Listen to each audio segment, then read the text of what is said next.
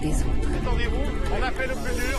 À Montpellier, dans l'un des services d'urgence les plus fréquentés de France. On en voit tellement des gens dans la détresse. Nous avons été filmés par 60 caméras, 24 heures sur 24, 7 jours sur 7. Aux urgences, ce qui est le plus difficile, c'est le côté humain. Les urgences, un lieu où la vie et la mort se côtoient chaque jour. Ça t'émue pas la douleur? Ne pas savoir ce qu'il a, c'est anxiogène parce que il pourrait à tout moment se dégrader. 6 de tension. Elle est là, la maman. En termes de pronostic, on sait que ça sera grave dans tous les cas. Lisa, ouvre les yeux, s'il te plaît. Si c'était pas grave, ça ferait pas les gros titres des journaux. Pas fait un garrot artériel qui avait tout bu. Comment on va pouvoir gérer la situation alors qu'on ne sait pas vraiment ce qui se passe? Ça en appelle. À sa manière.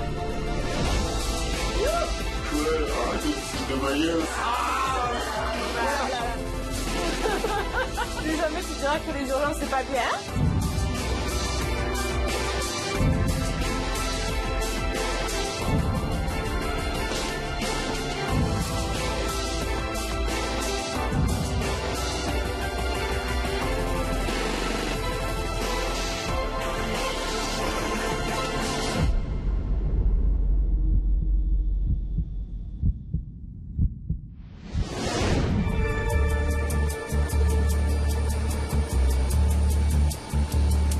On dit souvent que les urgences sont le reflet de notre société. C'est vrai. Nous, les soignants, nous le vérifions à chaque instant. Ce travail, nous l'avons choisi et nous l'aimons. Nous sommes médecins, infirmiers ou aides-soignants. Et notre quotidien, nous voulons vous le faire partager.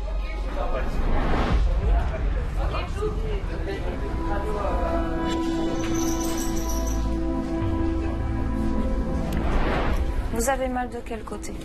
Pardon? Vous avez mal de quel côté? Là. De ce côté-ci? Là. Mais c'est peut-être... C'est rouge. Oui, un petit peu, oui, effectivement. Bah oui. Ici, là. Il a tellement tiré. Bon. Vous savez, au pire, c'est qu'un collier. Vous allez bien. Ah mais je m'en fous du collier. J'en ai un bout. Il a pas tout pris. Bon. Mais ce qu'il y a, je suis choquée. Oui, ben c'est normal. C'est normal. Vous vous rendez compte, ils auraient peut-être même pas 15 ans, puis je les reconnaîtrais. Ah, puis je suis choquée. Ce sont des jeunes du quartier où vous habitez? C'est pas pratiquement où j'habite, mais ils m'ont pris en route. Aux urgences, ce qui est le plus difficile finalement psychologiquement, je pense que c'est le côté humain. Tiens, il en a qu'un bout. Il me l'a cassé autour du cou. Et alors, ça m'a tiré. Puis par derrière, paf.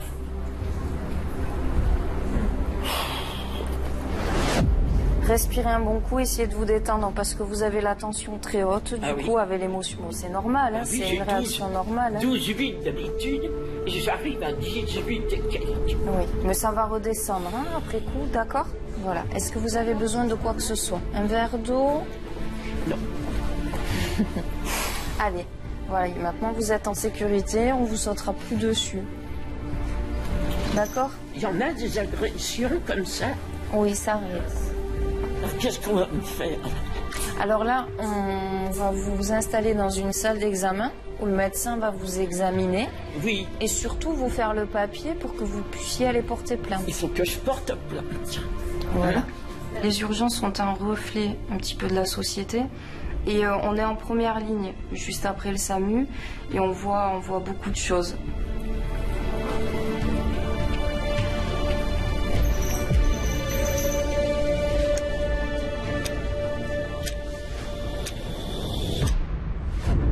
Nous ne pouvons jamais le prévoir, mais certaines de nos journées commencent sur les chapeaux de roue.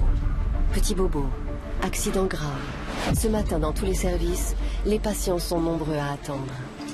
Alors pas le temps de souffler. La ruche fonctionne à plein régime. C'est sensible, mais c'est supportable. Hein. C'est plutôt mon poignet qui m'a fait mal. Il y a sa dame à l'entrée là.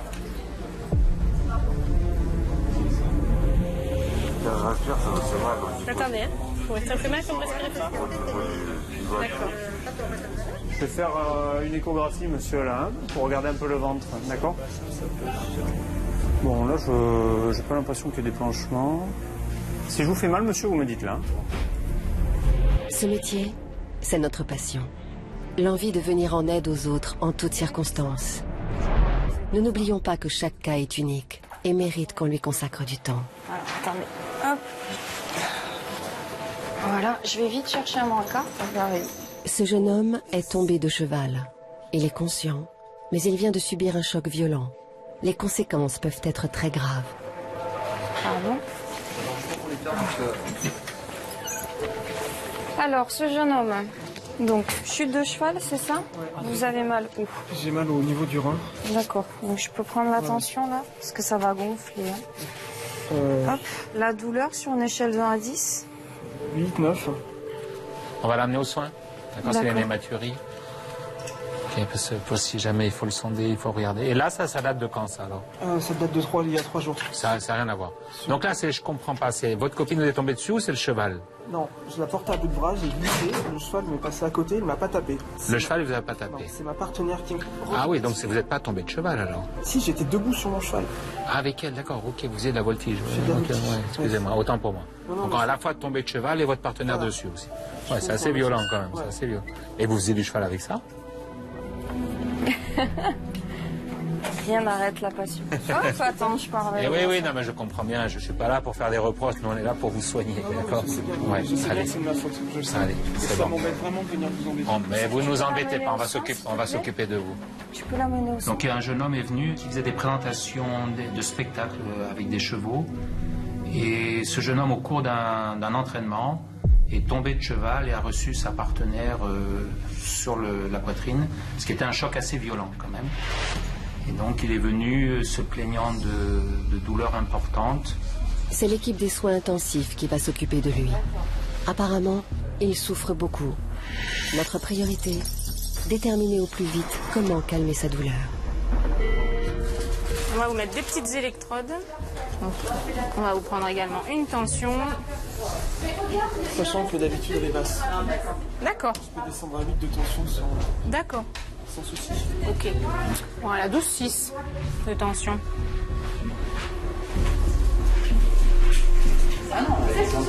Ça, c'est à vous, ça. C'est ses allergies. Latex, produits contrastés iodés, rocéphine, pénicilline. Ça fait quoi, ça vous fait quoi?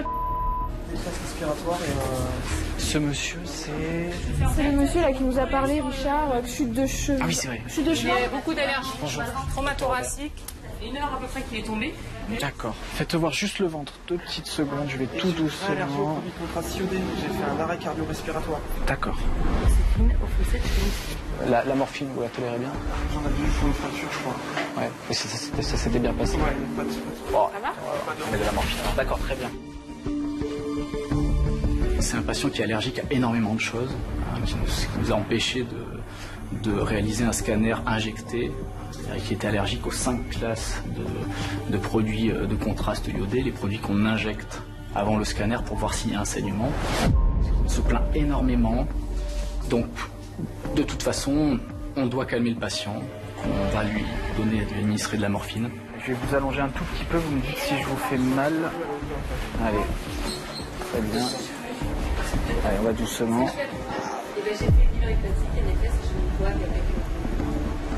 Vous n'avez pas mangé de betterave, vous n'avez pas mangé de... D'accord, prenez pas vous n'avez pas pris un traitement qui colore les urines.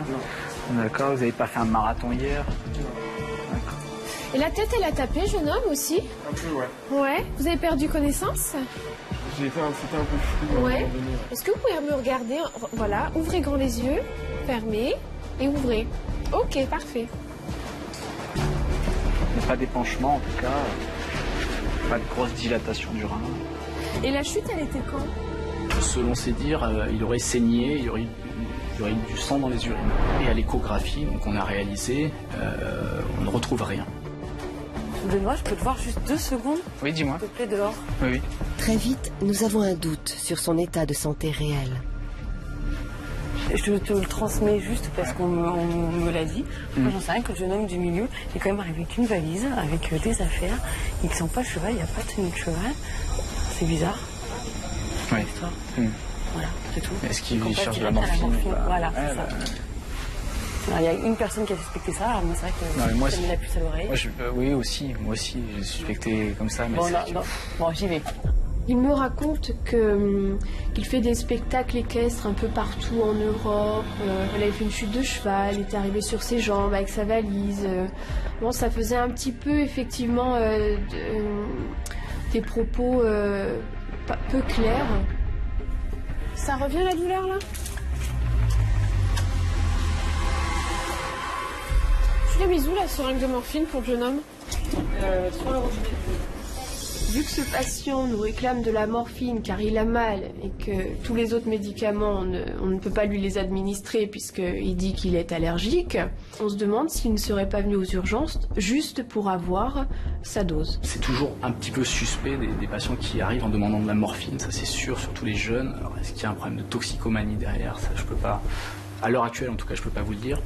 Est-ce qu'il y a un problème d'addiction à certaines drogues? C'est pas à nous de juger, en tout cas pas aux urgences, pas maintenant, c'est pas possible. C'est-à-dire sans examen clinique approfondi, sans examen paraclinique. À l'extérieur de l'hôpital, l'hélicoptère de la sécurité civile décolle pour sa première mission de la journée. L'alerte a été donnée. Un accident grave a eu lieu entre 3 véhicules sur une route départementale.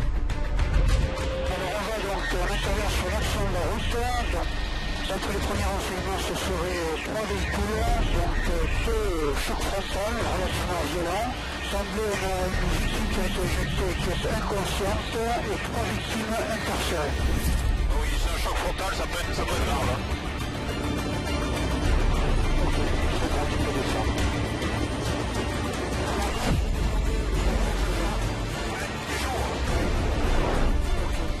Pompiers, gendarmes, médecins du SAMU. Près de 30 professionnels sont mobilisés. Donc il y a cette douleur-là. Ok, donc il y a un trauma abdos, il y a le trauma de la ceinture, le trauma crânien avec la perte de connaissance. Donc on va vous prendre et on va vous emmener pour aller vérifier tout ce qu'il y a, tout ce qu'il peut y avoir d'important. La tension n'est pas très élevée. Vous coquillez, on va aller voir les autres. 2 véhicules se sont percutés de face. Le choc a été d'une extrême violence. Une famille est encore coincée dans sa voiture. Qu'est-ce que ça donne ?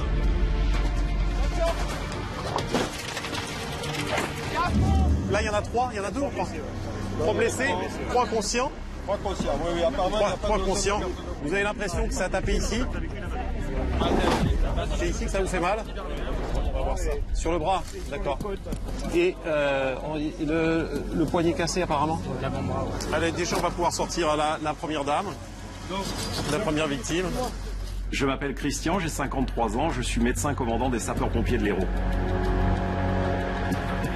On a l'avantage avec l'hélicoptère, c'est au moment d'arriver, on a déjà un survol de l'accident. Là, ce qui avait permis effectivement de voir que c'était effectivement un choc frontal. Dès qu'il est sorti, s'il est bien, moi je partirai avec l'hélico, avec le plus grave. Je prends de l'autre côté. Voilà, voyez madame, embouteillage. Détendez-vous, détendez-vous. On a fait le plus dur. Ne vous inquiétez pas. Regardez-moi, regardez-moi. Dites-nous si vous avez mal quelque part. Vers le genou. On va regarder. C'est le gauche. Ça vous fait mal? Non. D'accord. Vous n'avez pas de fourmis dans les mains? Non? Rapidement, je me présente sur les lieux en demandant aux premiers secouristes qui sont là, est-ce qu'il y a des blessés graves? Il n'y a rien de très grave pour vous, d'accord? Non, mais il y a des je vais aller m'en occuper tout de suite, on est en train de le sortir. Mon objectif, ça va être de trier les patients pour lesquels il y a un risque vital immédiat et il faudra que je prenne en charge au plus rapide.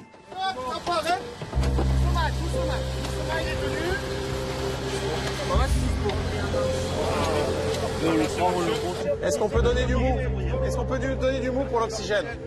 C'est une chaîne de solidarité. Et puis une gestion où tout le monde s'entraide pour chaque geste, pour pouvoir sortir le patient. Tout le monde va aider pour optimiser, pour avoir une qualité de prise en charge qui soit la meilleure possible. J'appelle le centre 15 pour faire un bilan global. Un bilan global et on y va. Ok. Pendant que Christian finit de porter secours aux victimes, à l'hôpital, l'équipe des soins intensifs s'interroge toujours sur le cas du jeune homme victime d'une chute de cheval. Simule-t-il? Cherche-t-il simplement à obtenir de la morphine? C'est au tour de Riyad de tenter de démêler le vrai du faux. Toujours pas de médecin? Bonjour monsieur, vous avez toujours mal? Alors, je pense que ça devrait quand même commencer à vous calmer un peu. Ce qui était plus efficace, c'est la fin. Malgré la morphine, à dose quand même importante, il n'était pas soulagé. Pour quelqu'un qui a une douleur traumatique, ne pas être soulagé par la morphine aussi faiblement était quand même pas normal. Donc ça nous poussait à nous dire, mais il y a quelque chose en dessous. Vous n'êtes pas toxicomane du tout? Ah non, pas du tout. Du tout, d'accord. Là, ma question a été directe avec lui. Est-ce que vous consommez de la drogue? Est-ce que vous vous piquez? Est-ce que vous vous droguez? Et la réponse, la sienne, a été non. En ce moment, je fume beaucoup parce que j'ai perdu mon épouse il n'y a pas longtemps. Elle est décédée? De quoi? Elle a fait une rupture de nucléus. Cérébrale? D'accord. C'est un soir assis dans la télé. Et c'était... Je compense avec la clope, on peut compenser avec l'alcool. Ouais. Clope normale? Ouais, clope. De clope normale. Je pouvais 3 petits clopes par jour. D'accord. C'était quelqu'un de marié et qui a perdu sa femme, qui est d'un anévrisme. Et du coup, je me suis dit, est-ce qu'avec la perte de cette femme, il n'y aurait pas une détresse psychologique qui entraînerait une dépendance à quelque chose, tu vois? Je me suis posé la question. Du coup, quand le patient m'a raconté tout ça, qu'il avait perdu sa copine, enfin sa femme il n'y a pas longtemps, on sentait que ça le touchait vraiment. On sentait qu'il était vraiment affecté par la perte de sa compagne. C'est peut-être ce qui aurait dû nous mettre un peu la puce à l'oreille en se disant que peut-être ce patient souffrait vraiment de tout ça. Bon, on va faire un scanner sans injection parce qu'on ne va pas vous injecter du coup. Je ne laisserai pas faire. Scan sans injection. On va tous continuer à chercher pourquoi il se plaint. Il y a une plainte qui paraît être physique, mais elle est peut-être autre que physique. Quand la détresse psychologique se mêle à la douleur physique, il est difficile pour nous d'établir un premier diagnostic. Nous voulons aider ce jeune homme, mais comment?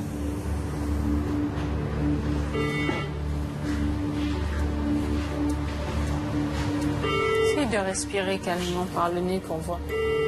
Ça ne s'atténue pas la douleur?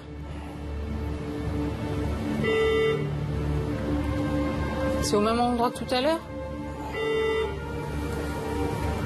Essaye de te détendre. Tu préfères être allongé ou... Je sais pas. Si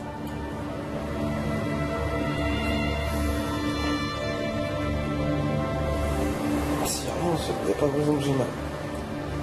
Bah, il va falloir qu'on trouve, parce que si t'as mal, c'est pas par hasard. Bon, c'est vrai qu'une contusion, ça se voit pas, hein, à la base, donc... Mais on va quand même te faire un scanner de contrôle abdominal, non injecté, et cérébral, comme ça au moins on écartera tout problème. Et l'infirmière va venir te passer aussi en perfusion, comme ça sera encore plus efficace, ok? Pour Magali, comme pour le reste de l'équipe des soins intensifs, il faut trouver, et vite. Sur la route départementale où 3 véhicules se sont percutés, Christian est toujours à pied d'œuvre. Les nouvelles sont plutôt rassurantes. Les 3 personnes impliquées dans l'accident ont pu être désincarcérées de leur véhicule. La 4e, éjectée lors du choc, a repris connaissance. Christian, place à l'appareil. Écoute, je suis sur la RVP à Marseillan. Dans une première voiture, j'ai un homme de 29 ans, trauma crânien, perte de connaissance initiale. Lui, je voudrais le ramener sur Montpellier pour le déchocage, si tu es d'accord. Il n'y a pas de place au déchocage? D'accord, ben je l'emmène à 7, alors il n'y a pas de problème. Ok. Oui, tu laisses, mais bon... Vous n'avez pas de problème de santé particulier?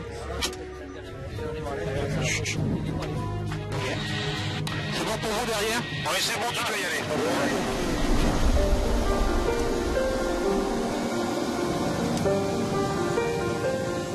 L'un des conducteurs est orienté vers l'hôpital de Sète pour être pris en charge par une unité de déchocage spécialisée. Son état clinique actuellement est stable, mais on ne pourra absolument pas se prononcer tant que n'auront pas été faits les examens radiologiques nécessaires, à savoir une échographie abdominale et un scanner corps complet pour vérifier qu'il n'y ait pas de pathologie importante, des lésions internes graves. Finalement, les autres personnes impliquées dans cet accident spectaculaire s'en sortiront avec seulement quelques blessures légères.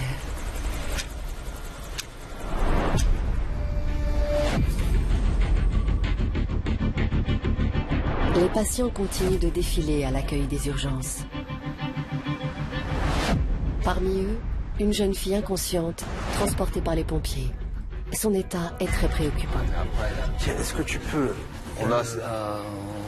On a eu du mal à lui prendre, ça fait 4 fois que... Tu vois quoi? Elle a la nuque un peu raide. Elle est là, la maman? Ouais. Madame, qu'est-ce qui s'est passé alors? Elle s'est... Je sais pas, moi... Vous l'avez trouvée comme ça? Quand je suis arrivée travailler, à 6h, elle était par terre, comme ça, oui. Et vous l'aviez pas vue depuis quand? Depuis hier matin.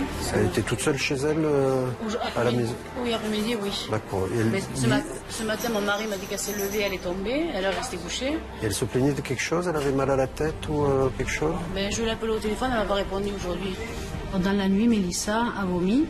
Le matin, je suis partie travailler. Et quand je suis rentrée, j'ai trouvé Mélissa dans le coma. Et là, j'ai eu très peur. J'ai appelé le SAMU. Elle prend pas de médicaments? En principe, non. Parce que là, elle est dans un coma profond quand même. Hein. Elle n'a pas de problème d'alcool, de drogue ou de trucs comme ça. Non, jamais, et pas de problème de santé particulier. Non, et ces jours-ci, elle ne s'est pas pleine la tête, elle n'a pas eu mal à la tête. Bon, on va lui faire des examens pour voir d'où ça vient. C'est possible qu'on ait besoin de l'intuber, c'est-à-dire de la mettre comme sous anesthésie générale avec un appareil qui respire à sa place pour éviter qu'elle se vomisse dans les bronches, parce que là, elle est inconsciente. Et puis on va voir d'où ça vient un petit peu. On va faire une prise de sang, probablement un scanner pour voir. Je sais pas si elle s'est poignée ou... On va voir. Elle a un petit tranche. Bon, allez, il y a une place sur des chocs ou pas? Oui, c'est bon. Ouais. Je l'avais gardé pour la luxe. Une suspicion méningite? Ou d'hémorragie méningée, moi je dirais plutôt. Pour notre équipe des soins intensifs, c'est un nouveau cas difficile à diagnostiquer. Cette jeune fille a été retrouvée inanimée chez elle. Pour le moment, rien ne permet de mettre un nom sur ce cas-là.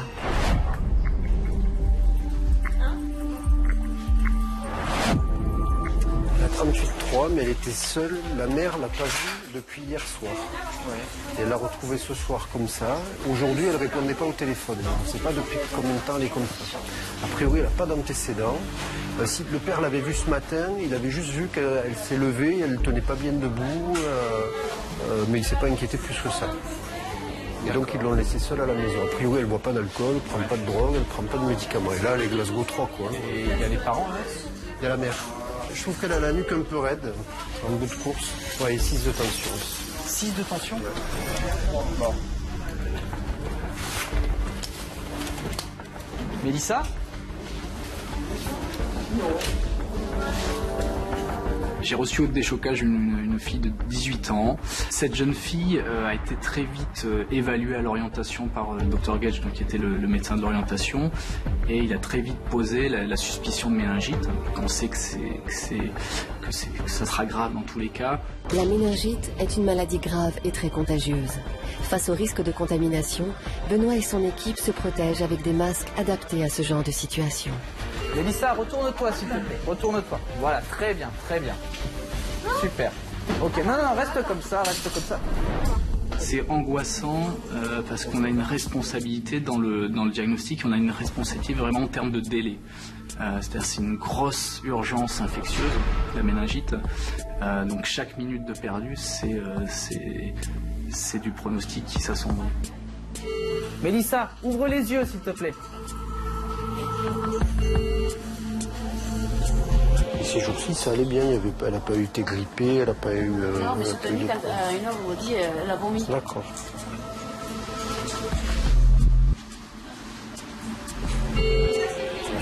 Ne t'inquiète pas. Cette nuit, elle s'est levée plusieurs fois pour vomir. Donc a priori, c'est un tableau méningo-encéphalite. On la scanne tout de suite. C'est surtout stressant quand on voit une jeune fille de 18 ans qui est dans le coma de manière assez inexpliquée. C'est stressant parce qu'on doit aller très vite dans le cheminement diagnostique pour très vite amener le traitement qui va guérir la patiente. Tu as mal quelque part? Est-ce que tu m'entends? Ouais, tu m'entends, d'accord. Ouais. Tu es à l'hôpital, t'inquiète pas, on s'occupe de toi, on essaye de te soigner, d'accord? Allez, ne t'inquiète pas. Oui, Emmanuel Gage, le médecin driver des urgences.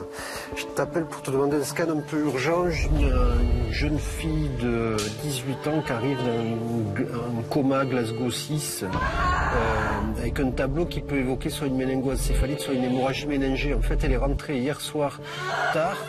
En fait, elle était toute seule, quoi. Il y a eu juste les vomissements dans la nuit, mais ses parents dormaient déjà, donc c'est juste la mère qui dit qu'elle l'a entendu vomir. Il y a toujours une part de stress, c'est sûr. Si on la laissait comme ça, elle pouvait mourir d'une minute à l'autre. On peut y aller de suite au scan. Hein? On peut y aller de suite au scan. 18 ans, dans le coma, fébrile, une grosse suspicion de méningite. Prends le sac. Ça nous touche, oui, c'est sûr, ça nous touche, hein, c'est évident. Hein. Aux urgences, tant qu'on n'a pas trouvé la cause d'un problème, on continue à chercher. Les urgences, c'est un lieu en perpétuel mouvement. Il y a le balai des ambulances, les allées et venues des patients, les interventions qui s'enchaînent, des journées qui passent à toute vitesse. Mais chaque patient est important pour nous. En rentrant au service, nous nous informons toujours de l'évolution de son état. Bonjour, la jeune fille qu'on a ramenée tout à l'heure, elle a l'UH. C'est elle, jeune fille, Elle s'est calmée, elle était moins euphorique. J'avais juste donné un peu de que voilà, elle voulait effectivement. Nous suivons l'histoire de nos patients jusqu'au bout. Pour nous, c'est primordial, car soigner ne se limite pas au premier secours. Je m'appelle Magali Cotin, j'ai 30 ans. Pour ma part, le choix d'être médecin urgentiste est venu assez tard. Au départ, je me destinais plutôt à être gynécologue. Madame? Madame? Pardon, bonjour. Je suis un des médecins. On voit des patients jeunes, des patients âgés, des pathologies. Voilà, on voit toutes les pathologies. Est-ce que ça va? Comment vous vous sentez avec le masque? Ah, le masque vous fait mal. Mais est-ce que vous arrivez mieux à respirer? Oui, d'accord. J'essaye d'être très attentive. Beaucoup parler, rassurer, leur montrer qu'on comprend ce qu'ils vivent. On ne peut pas forcément les aider et pas tout de suite, mais on est là pour leur apporter un tout petit peu de réconfort au moment où on les voit. Comment ça va, la douleur? Tout à l'heure, on était à 5 sur 10. Là, c'est 3. 3, d'accord, ok. Cette façon de travailler dans l'urgence et l'impression de soulager les patients, de leur apporter quelque chose là tout de suite, de répondre à leurs demandes. On est là, vous inquiétez pas. Ne parlez pas, je refais un électrocardiogramme. Hein, je reste avec vous. C'est ma façon à moi de contribuer à changer un peu les choses.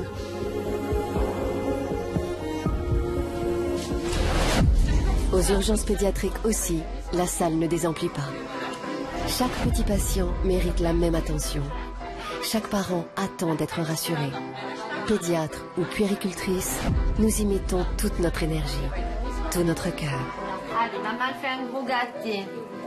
La allez, fourmi m'a piqué la main. La coquine. Noé, c'est fini. C'est fini, chouchou. Regarde. La fourmi m'a piqué la main. Alors, comment ça va, monsieur? Bonjour. Au niveau de la douleur, t'es comment, là? Là, 6 sur 10. 6 sur 10. C'est Rémi, le skateboarder. Non, bah, comment on dit, le roller man. Roller border. J'ai fait une chute en roller et je suis mal tombée, j'ai glissé sur le poignet. Vous avez vu la radio, maman, ou vous J'ai pas vu la radio, mais il est cassé. Il est cassé. On m'a dit qu'il était cassé. Il y a la fracture. Donc ce qu'on va faire, Rémi, c'est que l'orthopédiste, elle va réduire. Elle va essayer de remettre les deux os comme ça, à peu près l'un en face de l'autre. Parce qu'ils sont comme ça en plus. Si tu veux, ils sont comme ça, ou comme ça, ou comme ça. Et c'est plus droit. L'os, ça fait comme un morceau de bois, un peu, il faut que ce soit bien droit. Et là, pof. Tu n'as pas entendu craquer quand tu es tombé, non? Parce que des fois, on entend le... Alors, tu te dis, hop, hop, hop. Pas bon, pas bon. Déjà, dès la douleur, là, je me suis dit, pas bon. Là. Ouais. Mais pendant ce temps-là, tu veux, avec Virginie, donc on va faire le masque. Donc, c'est un gaz qui tu respires au bout d'un petit moment, hop, tu décroches. Non, tu ne dors pas, tu t'endors pas. Mais si tu veux, tu te sens bien, tu te sens planer dans du coton. J'ai pas de Il n'y aura pas de douleur. Non, non. Je lui ai dit, voilà, tu vas avoir le masque dans un petit moment. Bon, c'est là où moi aussi, avec mon humour à moi, tu vas partir dans les nuages, dans du coton, de la chantilly, ce que tu veux. Moi, je vais devenir la princesse des urgences. Puis, bon, ça rigole. Tu vas me voir magnifique, en train de voler. Moi, je me transforme en princesse. Voilà, en princesse. Tout ça pour vraiment mieux faire passer ce qui va se passer, de dire on va te remettre les deux os sans t'opérer, sans ouvrir, sans rien de tout ça. Donc qu'avec un masque. On va te faire tous les médicaments déjà qu'il y a besoin pour bien calmer ta douleur. En plâtre et c'est fini, tu rentres à la maison. Avec les enfants, les mots soignent parfois autant que les médicaments. Mais aux urgences adultes, pour le moment, les paroles rassurantes ne servent à rien. Nous cherchons toujours à comprendre de quoi souffre Mélissa. Allez, t'inquiète pas, Mélissa. Tu vas sentir une autre piqûre de l'autre côté. C'est normal, ne t'inquiète pas. Hein, faut qu'on fasse une petite prise de sang. C'est normal, c'est normal. C'est normal. On a eu la chance d'avoir un scanner très rapidement, ce qui a éliminé formellement tout saignement, hémorragie sous-arachnoïdienne, hémorragie méningée en fait. Tu me passes des compresses et de quoi désinfecter un petit peu avant, ouais. Okay. Je vais voir les épaules, je sens que c'est collant, ouais, d'accord. Je sens que ça peut être très évident. C'est jamais évident sur le côté comme ça. En revenant du scanner, donc on a fait une ponction lombaire, c'est-à-dire qu'on a essayé de prélever le liquide qu'il y a autour du cerveau, dans les méninges. C'est le liquide qui est infecté dans les méningites. Déjà, c'est pas hyper tendu, c'est clair. C'est bien clair hein, quand même. Ok. Allez, d'accord. On a tout prélevé là. On fait l'aller-retour. Et on va terminer les antibiotiques. Et ensuite, on va appeler l'AREA. Ouais. Il faudrait nous faire un électro aussi. Prendre la décision d'aller en réanimation, c'était très vite. On l'a stabilisée. C'est-à-dire que si on la laissait comme ça, elle pouvait mourir d'une minute à l'autre. Donc on l'a stabilisée et ensuite j'ai appelé très vite le réanimateur. Elle te répondait tout à l'heure, je suis pas arrivé. Ouais, du coup, j'ai revu le Glasgow à la hausse. Mais... Parce que là, du coup, c'est quand même très fluctuant. Hein. Ouais, c'est très fluctuant. Mélissa, ouvre les yeux. Tout à l'heure, elle ouvrait les yeux, elle te répondait. Ouais. Ouais. T'as toujours mal à la tête, là? C'est fini, t'as plus mal? Ça, c'est... Mélissa, réponds-moi. C'est important. T'as plus mal. Bon. Je vais essayer d'aller voir la famille. Ah oui. La méningite, ça fait peur, hein. Ça fait les gros titres des journaux, ça c'est sûr que quand on lâche le mot de méningite, c'est pas évident à recevoir. Il y a un risque de mortalité qui est très élevé dans la méningite. Ça dépend effectivement du germe en cause, mais c'est dans l'esprit populaire. Quand on dit méningite, les cas de méningite, si c'était pas grave, ça ferait pas les gros titres des journaux. Alors on ne sait pas exactement ce qu'elle a. Vous voulez la voir ou je vous explique déjà un petit peu ce qui se passe. Elle est arrivée, elle était ce qu'on peut appeler presque un coma. Oui. Presque un coma, mais très agitée, on n'arrivait pas à communiquer avec elle, etc. Elle avait de la fièvre, donc jusqu'à preuve du contraire, ça nous a fait penser immédiatement à une méningite. Le ciel m'est tombé sur la tête. J'ai vu sa vie défiler, j'ai cru qu'elle allait mourir, oui. Et même eux, les médecins ne comprenaient pas ce qu'elle avait. Et ça peut être beaucoup d'autres choses. Là, le problème, c'est qu'il nous faut le bilan sanguin, la prise de sang. Il nous faut d'autres choses qu'on n'aura pas immédiatement. Donc là, on lui a passé tout dans l'hypothèse d'une méningite. De toute façon, on la traite comme si on savait que c'était une méningite, même si on ne le sait pas. Et là, on va la passer en réanimation. Vous voulez la voir un petit peu? Alors, attendez, je regarde juste si on n'est pas en train... Alors, je vous demande juste, attendez dans le couloir, pas longtemps. On est en train de la sonder, en fait. Juste mettre une sonde urinaire, c'est tout. Alors, attendez ici pour l'instant.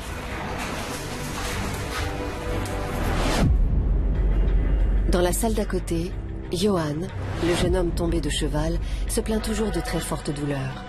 Les examens se suivent et toujours aucune piste. Comment ça va, jeune homme? Sa douleur serait-elle liée à une détresse psychologique? C'est de la douleur? Oui. Parce que là, le scanner est normal. Donc ça veut dire que c'est moi qui débloque? Non, ça veut pas dire ça, mais... Déjà, il aurait fallu le déshabiller, ce jeune homme, parce que je comprends pas qu'il soit habillé. Tu vois? On va vous déshabiller, hein? Essayez de vous mettre sur le dos, on va refaire quelque chose pour la douleur. Oui. Il restait du jeune homme. Là, c'est vrai qu'on a une espèce d'incompréhension parce qu'il a eu quand même des examens assez poussés, une échographie, un scanner.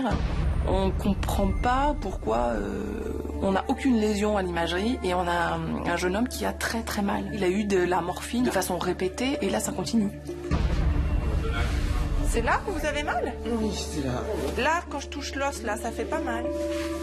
S'il n'y a rien aux examens, je vais rentrer chez moi. Enfin, bah non, si vous avez mal comme ça, vous n'allez pas rentrer chez vous, non? J'ai pas de raison de vous embêter ici s'il y a rien. Bah si vous avez mal, on laisse pas rentrer les gens quand ils ont mal, hein?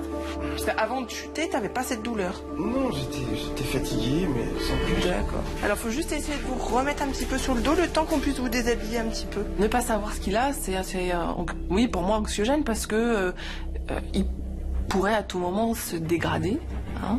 Et donc là, s'il se dégrade, sur quel diagnostic on va s'appuyer, comment on va pouvoir gérer la situation alors qu'on ne sait pas vraiment ce qui se passe. Donc, je l'ai prise il y a une demi-heure. Je te reprends une température, hein.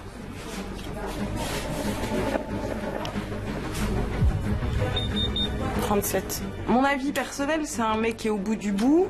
Voilà, la chute, c'est l'excuse pour dire stop, j'en ai marre. Hein?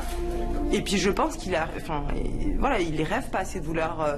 Il a vraiment mal parce que il a un faciès où il est douloureux, il est tordu de douleur. Tu le bouges, il a mal partout. Je pense que voilà, ça peut être pas psychosomatique, mais on n'est pas loin non. Enfin, on n'est pas loin. C'est un appel à sa manière. Pour nous qui soignons les corps, il est parfois difficile d'imaginer qu'une immense peine puisse causer à ce point des douleurs physiques. Et pourtant, cela arrive parfois. Non, mais elle n'a pas injecté, putain, le scanner. Ah oui, mais il est allergique. Il est allergique. Bah ouais, mais là, il va falloir qu'on fasse quelque chose, hein. Magali demande un dernier avis à un collègue spécialiste. Elle veut en avoir le cœur net. Je vais appeler l'uro pour le jeune parce qu'il a super mal. Oui, bonjour, c'est bien interne d'uro? Oui, bonjour Magali, je suis un des médecins des urgences. J'aurais voulu votre avis concernant un jeune homme qui a fait une chute à cheval. Et là, il est en chien de fusil sur le côté. Dès qu'on le met sur le dos, ça majore les douleurs. Il tremble, il n'est pas bien ce jeune homme. Donc j'ai du mal à me dire qu'il n'y a rien quand même. Je trouve pas bien. Là, je suis obligée de lui refaire du tellement il est algique. Donc voilà, j'aurais bien aimé savoir ce que vous en pensez. Quand on est médecin et qu'on ne trouve pas, alors moi, la première chose qui me part à la tête, c'est je suis nulle. C'est se dire, est-ce que j'ai pensé à tout avant de tout faire? Pensé à tout. Est-ce que j'ai fait tous les examens qui étaient en mon pouvoir pour essayer de trouver pourquoi ce jeune homme il a mal? Ça va? Ça vous calme un peu? Oui. Il y a un chirurgien, un neurologue qui va passer voir, vous examiner, on va discuter un petit peu parce que bon, j'avoue que je comprends pas trop ce qui se passe. D'accord? Hein? Oui. Peut-être que j'irais lui reposer des questions en lui disant écoutez, maintenant il faut être honnête avec nous. Dites-nous ce qui se passe. Et puis si vraiment il tient ce discours, il faut arrêter de le remettre en cause. Et puis peut-être nous se remettre un peu plus en question par contre.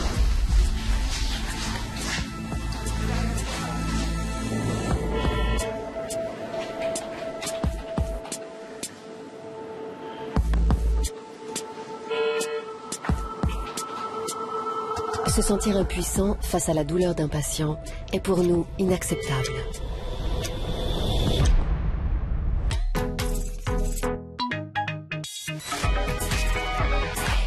Tu comprends, il veut du sérieux, du solide. Il veut plus m'impliquer. Il a mis de voir sur le long terme. Ouais, je comprends. Ça, j'aime bien ce genre de discours. Ouais, tu peux. On est devenu sociétaire du... Hein? Ça va, chouchou? Tu respires bien, Rémi. Bien dans le masque. Laisse-toi aller, ne résiste pas. Ouais. Alors, est-ce que tu commences à sentir des trucs un peu bizarres? Voilà, t'inquiète pas, ça va aller. Quand je respirais, ça faisait bizarre et puis tout à coup, je me suis sentie pas du tout dans le même monde. Là, on dirait que j'étais à la Jamaïque. Voilà, c'est super, Rémi, super, vraiment. On est très très bien et on se sent dans un petit nuage, quoi. C'est à la one again, là, maintenant. Ça y est, ça plane pour toi? Ouais. Super, regarde. Alors. Écoute-moi, Rémi. Là, je te tiens la main. T'entends ce que je te dis?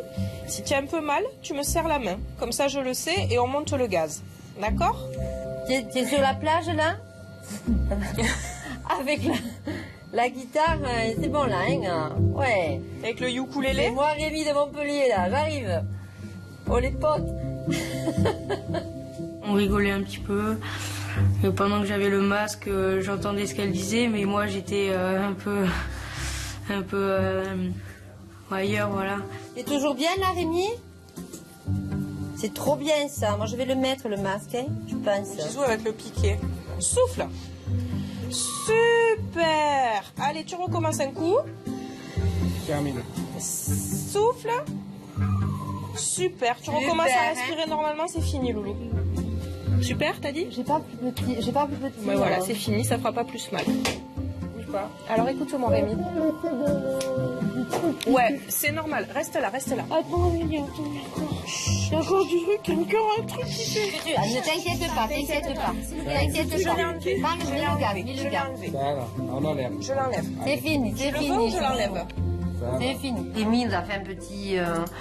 Ça arrive avec le gaz. Hein. Il ne savait plus où il était, donc je ne sais pas qu'est-ce qui se passe, pourquoi. Donc on l'a re-allongé, on l'a calmé.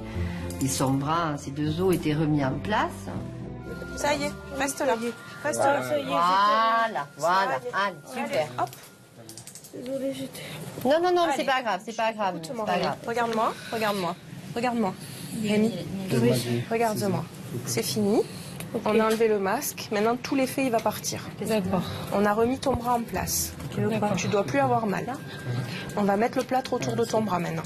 Donc, tu vas sentir que ça chauffe et que c'est mouillé, mais tu dois pas avoir mal. D'accord. Là, c'est normal parce que, tu vois, ça bouge encore un petit peu. Mais ton bras, il est redevenu tout droit. Ok. Alors, ce qui est important, c'est que tu bouges pas pour qu'on puisse faire le plâtre le mieux possible. D'accord? Et qu'on n'ait pas besoin de recommencer. D'accord. Voilà. Tu ne bouges pas. Moi, je reste à côté. C'est super. Baisse ta tête. Moi, je reste à côté de toi. J'ai ta main. Si ça va pas, tu serres, tu me dis. C'était trop bizarre, le truc. Et ouais, tu sais, des fois, ça fait des rêves... Ouais. Quand je me suis réveillée, j'étais un peu KO et après j'avais le bras qui était redevenu droit et on a commencé à me mettre le plâtre. Il faut surtout pas qu'il aille se gratter avec parce que ça va démanger. Bon, encore il fait pas très très chaud, mais il faut le supporter. Tu es grand, donc c'est quelque chose que tu peux gérer, toi, ça quand même. Hein? D'accord. Allez. Gisou et Virginie ont tenu leur promesse. Rémi quitte les urgences le bras dans le plâtre et sans avoir ressenti la moindre douleur. Chez les adultes, Benoît et son équipe cherchent toujours et encore à comprendre. L'état de la jeune Mélissa reste préoccupant et il nous est difficile encore d'établir un diagnostic précis. Une attente insupportable pour sa maman.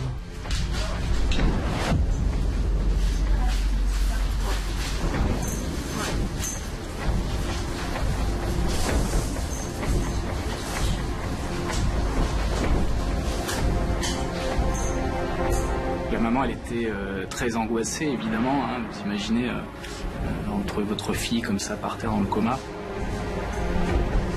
Elle avait beaucoup de questions en même temps, elle savait pas vraiment ce qui se passait.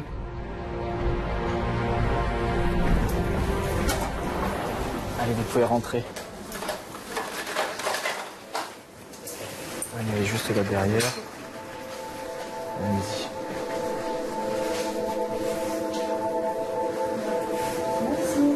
Je vais aller faire la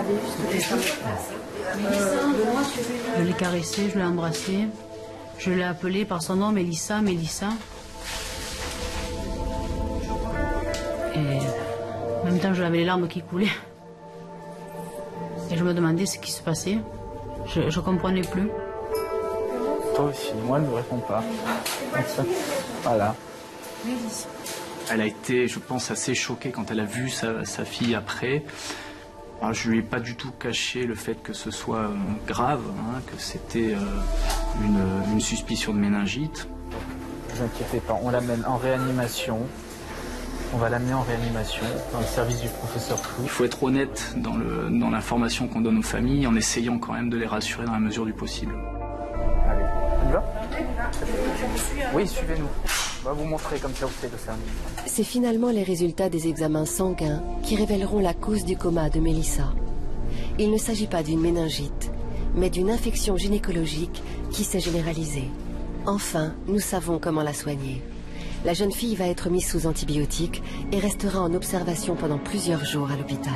Aujourd'hui, je vais super bien, c'est comme s'il ne m'était absolument rien arrivé. Je n'ai aucune séquelle. Je me dis que je suis quand même passée très près de la mort, mais je m'en rends pas vraiment compte. Voilà, il faut se dire qu'il faut profiter de chaque moment et faire ce qu'on a envie, ce qu'on aime, quand on veut.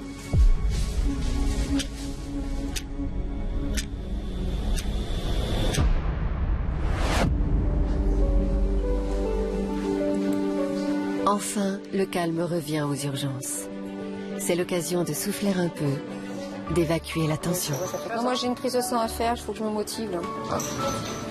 Vous voulez jouer? On vous fait une case. Vous avez juste 3 points à rattraper. Oh la vache, moi je vous laisse. Hein. Voilà, là, là, là. C'est quoi? C'est quoi? On vient de Juvinal. À la douche, vite, vite, vite, vite, à la douche. Je me suis attrapé. Je sais pas. J'essaye de savoir, mais la vengeance va être cinglante, cinglante. Ok. J'essaye de remettre mon cerveau à l'endroit. Ok. J'ai un peu l'impression de vivre avec toi en ce moment, parce que je te vois à chaque fois que je suis là. Mais c'est parce qu'on s'aime. Ouais. C'est une histoire d'amour entre nous. Voilou. Ok. Ah! Bonjour. You! Ah non, arrête, je vais gerber. Ah non! Ah merci. Jamais fait mon cerveau. Tu t'étais jamais fait plaquer sur un... et attaché, non?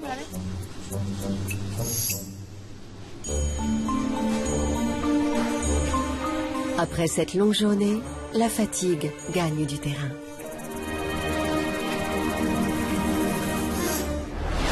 Alors qu'en pédiatrie, l'heure est au bavardage. Vous avez mangé, vous les filles? Putain, mais moi j'en peux plus là. J'en ai... Non mais je fais que grignoter des conneries, mais c'est pas sain comme... Au même moment, un jeune attend qu'on le prenne en charge. Ça va un peu? T'as pas mal du tout. D'accord. Et ils t'en ont suturé, ils t'ont fait quoi à 7 heures? Ils m'ont suturé seulement là. Là, et le nez non. D'accord.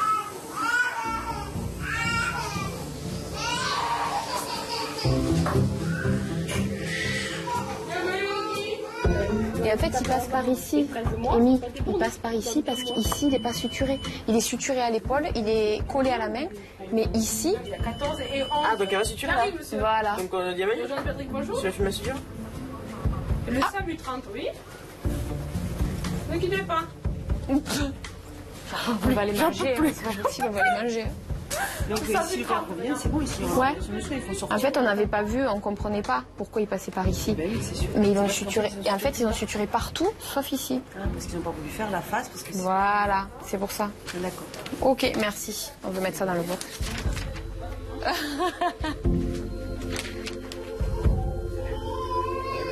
Ouais, en fait, c'est le CMF, le chirurgien qui est spécialisé, qui va venir te voir, en fait. Parce qu'en fait, on n'avait pas compris que tu n'étais pas suturé ici. C'est pour ça qu'on ne comprenait pas pourquoi tu passais. Mais en fait, elle va venir te le faire ici. Et après, je suppose qu'ils vont peut-être te garder ou pas, je sais pas. J'en sais rien. Après, c'est elle qui va voir selon si tu dois rentrer ou je sais pas après. Être relâché directement après. Ouais, après, c'est elle qui va le voir. Ouais, c'est le chirurgien qui va voir. Relâché. Tu n'es pas en prison, tu le sais quand même, Nicolas. Oui, mais je déteste ici. Pourquoi tu détestes ici? C'est pas la première fois que tu viens? T'es déjà venu? 3e fois. Et là, c'est quelle vitre que t'as cassée? De chez toi, chez un pote? Chez un pote. Oh punaise. Oh mais c'est quoi, une baie vitrée? Mais comment t'as fait ça? C'est super costaud, une baie vitrée, quoi. Elle était si propre que ça que tu l'as pas vue? Non, il devait faire le con, hein. Un samedi soir. Qu'est-ce que tu avais bu, Nico? Ouais, c'est ça. Je n'ai rien bu. Qu'est-ce que tu avais fumé alors? Plein de choses. Ce jeune garçon est arrivé avec une appréhension aux urgences parce qu'il était déjà venu 3 fois, avec sûrement des mauvaises expériences. Donc on a essayé d'accrocher un peu en plaisantant avec lui, en le rassurant, et ça l'a soulagé. Donc, du coup, on a pu faire des soins de manière plus agréable, plus détendue pour lui. T'as mangé ce soir? Non, j'ai rien mangé la journée. T'as que bu? Ouais. T'as bu quoi? Voilà. Oh, tu vas pas nous faire croire ça? Ah si. Si? Et du coca, c'est tout? Attends, je vais juste voir. Pas loupé dans le chien. Ouais. Putain. Tu sais qu'après, quand il faut aller au soleil et tout ça, il faut pas t'exposer, hein, ou il faut te mettre de la crème pour pas avoir de marque. Hein. Oh putain. Eh ben oui, mais autrement, tu vas ressembler à Voldemort, là. Ouais. Voldemort? Voldemort. C'est Voldemort, il a pas de cicatrice, Voldemort. Si, il a la si, face avec complètement ça, il en a. écrasée. Oui, mais il a pas de cicatrice, là. Il a pas de cicatrice. Merci. Il a plus de nez, mais tu n'auras plus de nez. Merci. Il a plus de nez. Ouais, il a plus de nez. Tiens, Isa, je te fais un cadeau. Mais t'as un nez quand même, hein, t'inquiète pas, tu vas pas le perdre. Hein. J'espère rien. Bah en fait, si tu veux, je pense que quand on travaille, bon déjà quand on travaille avec Amy, avec Maga, on essaie de travailler dans la bonne humeur, parce que quand tu viens aux urgences, c'est en général quelque chose qui fait peur, et que ce soit l'enfant ou la famille. Donc d'emblée, tu essaies un peu de faire des soins en rigolant, en chantant, et même pour les tout petits, hein, des fois une chanson ça les détend énormément.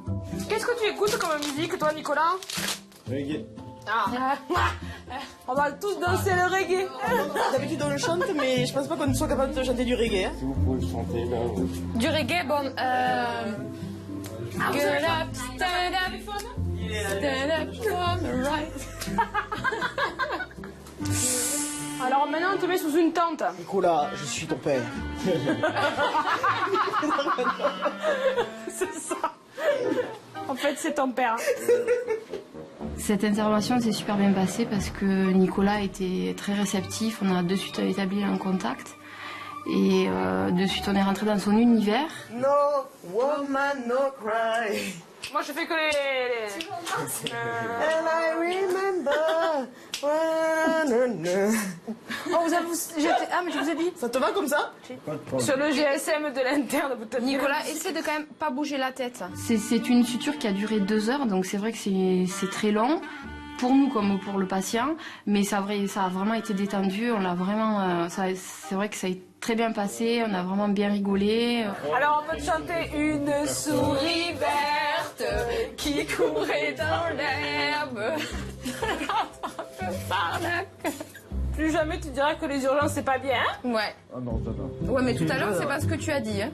Oui, c'est vrai. C'est vrai, tu reconnais. En même temps, je te C'est comprends. l'endroit que j'aime pas. Ah, mais tu vois, C'est regarde. parce que t'avais pas les bonnes équipes. Hein. Voilà, on a essayé de faire oublier à Nicolas ce qui s'était passé, parce que bon, il est quand même passé à travers une baie vitrée et à 15 ans, ça peut marquer. Et on a vraiment fait passer le soin en chantant, en dansant. Donc ça a été une méthode, je dirais, une méthode pour oublier le soin. À 8, le 2, je te fais la quick et la... Alors on continue. On va vous le rendre encore plus beau. C'est pas possible, c'est moi qui l'ai fait.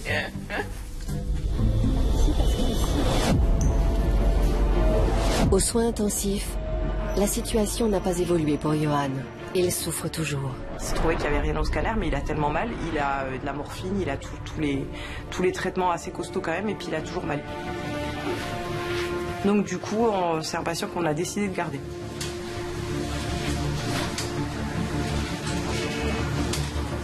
Il n'y a rien nulle part, mais en attendant, il ne simule pas, mais il a mal partout. Je ne suis pas médecin, mais je pense qu'il y a beaucoup de psychosomatiques. Après, voilà, avec son vécu, il a perdu sa femme. Est-ce que... Oui, il n'a pas le droit de dire stop, quoi.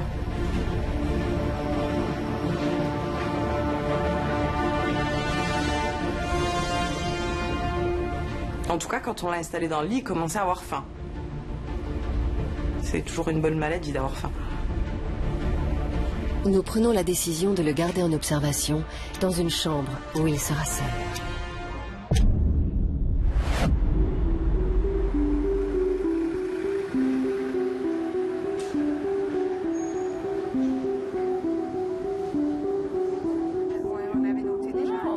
Pour Nicolas, c'est bientôt fini. Un dernier pansement et il va pouvoir repartir avec son père. Ça va être froid parce que je vais juste mettre de l'eau. Hein. On va te mettre le pansement et après tu vas pouvoir te lever. Mais doucement.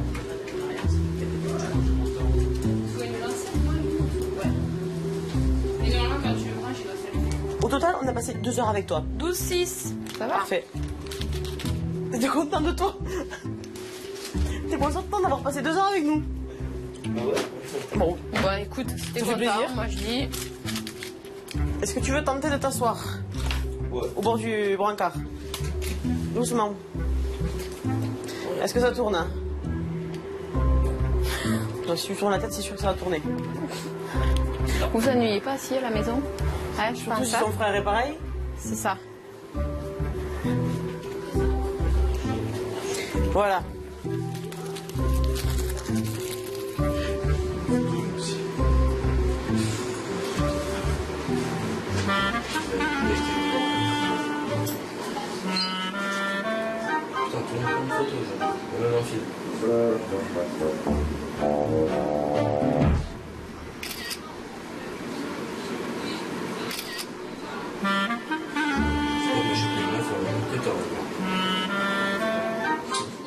D'accord. La petite du 2? Oui. Nico? Alors? Mec, t'es censé lui faire une choré quand même avant que je le monte. Oui. C'est parce que... Pardon. T'es censé lui faire une choré quand même avant qu'il monte. Attention. Attention. Attention.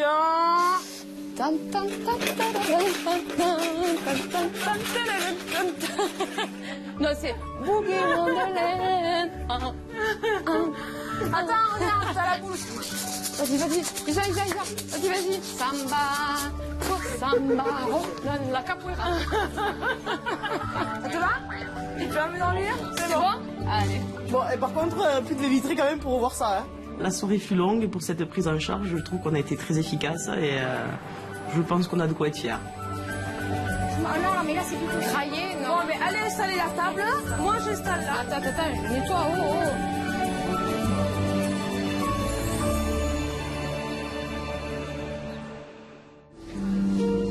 Au petit matin, Johan va mieux. Il peut enfin quitter l'hôpital. Il arrive maintenant à mettre des mots sur sa douleur. J'ai fait un burn-out, peu de sommeil, énormément d'heures de travail. Quand on est au bout, on est au bout. Quand on est au bout du rouleau, l'organisme, à un moment donné, il n'en peut plus. C'est vraiment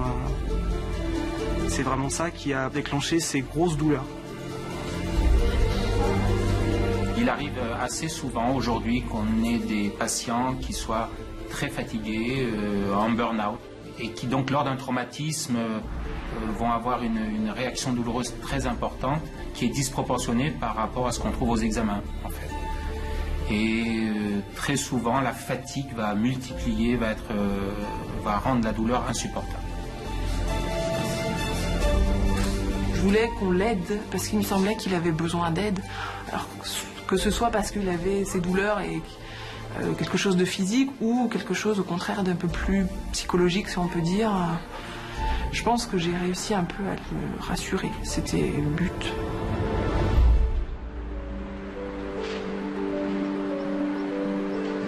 Salut Philou.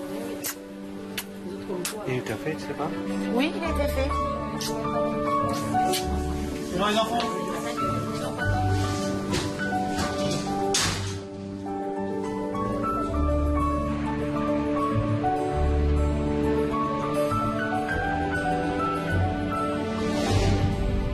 Rémi a pu rechausser ses rollers, mais il est aujourd'hui beaucoup plus prudent. Johan a repris ses spectacles équestres. C'est vraiment des gens qui sont attentionnés, qui sont toujours là pour vous. Dès que ça va pas, se débrouillent pour venir vous voir, ne serait-ce que pour parler 5-10 minutes avec vous, pour vous rassurer. Ils font un travail formidable alors qu'ils ont vraiment beaucoup de travail. Le nez de Nicolas a retrouvé sa forme initiale. Quant à Mélissa, les urgences ne sont plus qu'un lointain souvenir.